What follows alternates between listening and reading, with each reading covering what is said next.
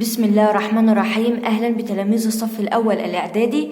هي سنة أولى. النهاردة هنحل الامتحان رقم 10 من كتاب الامتحان صفحة 76. لو في أي سؤال ما انتش عارفه، أي امتحان عايز حله، اكتب لي تحت في التعليقات أو كلمني على الواتس. أنا بسيب رقم تليفوني تحت في صندوق الوصف.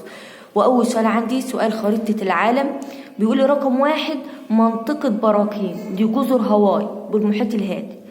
رقم 2 ده الإقليم الصحراوي، لونه أصفر على الخريطة، إقليم الصحراوي الحار. الحتة اللي مش متعلم عليها الصغيرة دي بحر متوسط، هتلاقي لونها أحمر، يبقى ده الصحراوي الحار. رقم 3 الغابات الصنوبرية.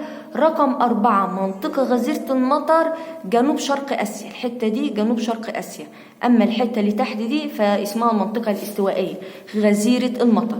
طب دي رياح ايه؟ رقم 5 جاية من عند القطب الشمالي، تبقى رياح قطبية شمالية شرقية. طيب ما المقصود بحلقة النار والدفء الكوني؟ حلقة النار اسمه يطلق على نطاق البراكين الذي يحيط بسواحل المحيط الهادي، حيث يتركز به 75% من براكين العالم النشطة. الدفء الكوني اللي هو الاحتباس الحراري، هو ارتفاع تدريجي في درجة حرارة الطبقة السفلى من الغلاف الجوي والقريبة لسطح الأرض. ما النتائج التي ترتبت على حدوث البراكين؟ دي نتائج حدوث البراكين، عندي آثار سلبية وعندي آثار إيجابية. اكتب كله، هو محددش. تدمير الغطاء النباتي بما فيها المحاصيل الزراعية، تلوث مصادر المياه السطحية، تدمير المباني والمنشآت، الإضرار بصحة الإنسان والحيوان.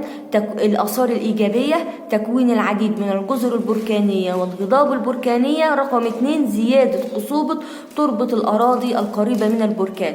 أنا كنت شرح الدرس ده بالتفصيل عندي على القناة، شرحها شرح كويس. لو في أي حاجة صعبة ابقى انزل اتفرج على شرح الدرس. وقوع مدينة الإسكندرية على سواحل البحر المتوسط بالنسبة لدرجة الحرارة، هيحصل إيه في درجة الحرارة؟ أصبحت مدينة الإسكندرية تتميز بالحرارة المعتدلة صيفا ودفئها شتاء، لأن المياه أو لأن البحر أو المياه، أنا كاتبة لأن المياه تعمل على تلطيف درجة الحرارة المناطق القريبة منها صيفا أو شتاء. ممكن أشيل المياه واكتب البحر. تعد الأنشطة البشرية من مسببات الاحتباس الحراري، خاصة الصناعة أكتر حاجة بتعمل احتباس حراري. الفرق بين الطقس والمناخ طبعا فين؟ في الفترة الزمنية. تنتمي المناطق الواقعة بين دائرتي عرض من 30 ل 45 إلى غرب القارات، هنا عايز إقليم مناخ البحر المتوسط. تخلو منطقة شمال أفريقيا من نبات الشربين من المناطق المصنفة على أنها مناطق محتملة لنشاط الزلازل. الاختيار الصحيح غرب الأمريكتين وشرق استراليا. دلل تنوع النبات الطبيعي على سطح الأرض، طبعا بسبب تنوع المناخ على سطح الأرض. والسؤال ده في الدرس الملغي. للعامل البشري دور في نشوب حرائق الغابات. أدي الأسباب البشرية 2 و3: التخلص من المخلفات بطريقة الحرق، عمليات الطهي دون الأخذ في الاعتبار للاحتياطات الضرورية لتجنب امتداد النيران. الاتنين من أسباب نشوب حرائق الغابات أسباب بشرية. قارن بين الأمطار التضاريسية والإعصارية من حيث الأسباب. طبعا أمطار التضاريسية، لما قال لي تضاريسية سنة أولى يبقى بتصطدم بالجبل، يبقى ده أسباب حدوثها. اصطدام الرياح المحملة ببخار الماء بالجبل فتصعد إلى أعلى فيبرد الهواء ويتكاثف ما به من بخار ماء ويسقط على شكل مطر. الأمطار الإعصارية سببها إيه؟ تقابل هواء بارد مع هواء ساخن محمل ببخار الماء، فيصعد الهواء الساخن لأعلى فيبرد ويتكثف ما به من بخار ماء ويسقط على شكل مطر مصحوب ببرق ورعد. برق ورعد يبقى على طول أمطار إعصارية. هنكتب ده ونكتب ده. ثانيا التاريخ، ضع علامة صح أو غلط.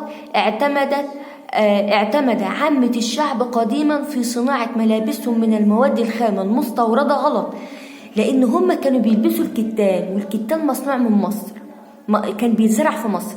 لكن اللي كان بيلبس الحرير كان فرعون، وحرير كان بيستورد من الخارج من فينيقيا. يبقى هنا الإجابة غلط. تشابهت مساكن المصريين القدماء من حيث البناء والأساس؟ هنقول غلط لأنها اختلفت من حيث الأساس. اختلفت.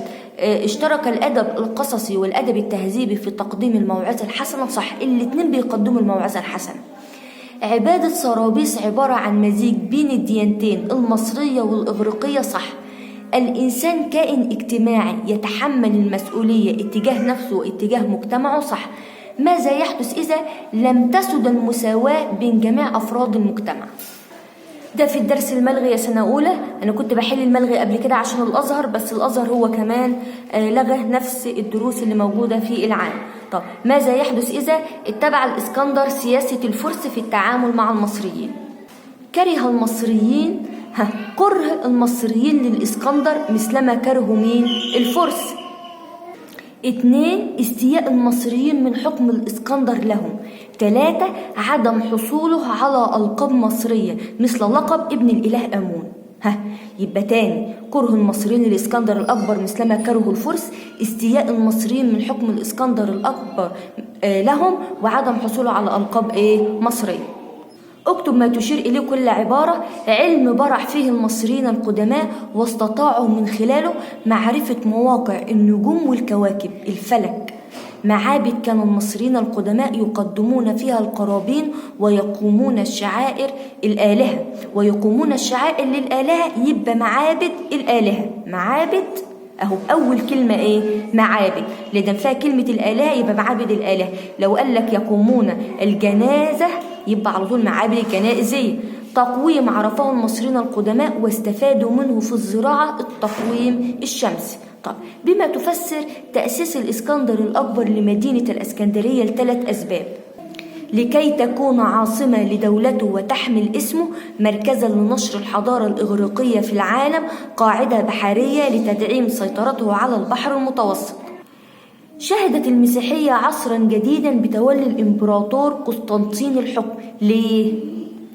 لأنه مش هنكتب ترتب على ذلك، لا هنكتب لأنه 1. أعلن سياسة التسامح مع المسيحيين، اعترف بالمسيحية وأقر المبادئ الأساسية للدين المسيحي، نقل عاصمة الدولة من مدينة روما إلى مدينة بيزنطة التي أنشأها على بحر مرمرة وسميت بعد ذلك باسم القسطنطينية. تبذل الدولة جهودا كبيرة من أجل بناء الإنسان المصري. ليه يا سنة أولى الدولة بتبذل جهودا كثيرة؟ أقول له بهدف إعداد المواطن الصالح. بهدف إعداد المواطن الصالح. يبقى الدولة بتبذل جهودا كبيرة من أجل بناء الإنسان المصري بهدف إعداد المواطن الصالح. حدد العلاقة بين الزراعة وازدهار صناعة الزيوت في مصر أثناء حكم البطالمة الأوائل. كان حرص البطالمة على إدخال زراعة أشجار الزيتون في مصر سببا في ازدهار صناعة الزيوت. السطرين دول العلاقة. ما العلاقة بين الكهنة والكتابة المصرية القديمة؟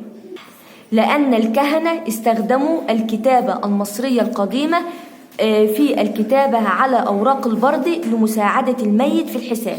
يبقى الكهنة استخدموا الكتابة المصرية القديمة فين؟ في الكتابة على أوراق البرد لمساعدة الميت في الحساب. رتب الأحداث التاريخية التالية من الأقدم إلى الأحدث. أول حاجة عندي إنشاء معبد أبو سمبل. 2. قضاء الإسكندر على تمرد المدن الإغريقية.